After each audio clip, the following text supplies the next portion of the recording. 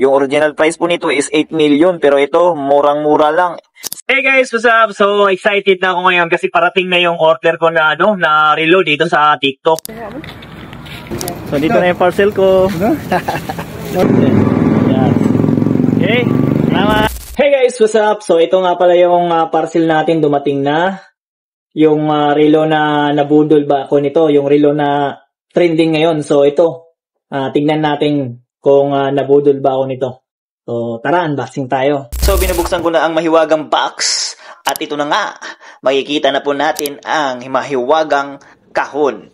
So ito na po yung kahon, binubuksan ko na. At ito na po ang mahiwagang relo. At ito na nga pala ang 7053 na Sandawatt. So marami pa po itong iba't ibang kulay. At ito naman yung pang-adjust niya. At napakaganda po ng pagkabalot niya dahil may plastic na siya. Meron pa siyang plastic dito sa relo na nakabalot pa. Nice, nice, nice. Okay po talaga. Na-speechless po ako dito dahil napakaganda po talaga. So ito na nga, tinry ko nga siyang basahin sa gripo namin. Hindi siya pinasukan ng tubig kaya pinainitan ko na lang siya sa mainit na init.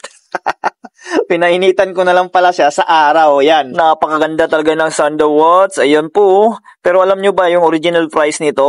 Yung original price po nito is 8 million. Pero ito, murang-mura lang. 688 lang. So yan o. Tingnan mo naman yung itsura ko dito. Wow. Wapings na wapings ang dating. Nakarilo lang. Waiting for order now.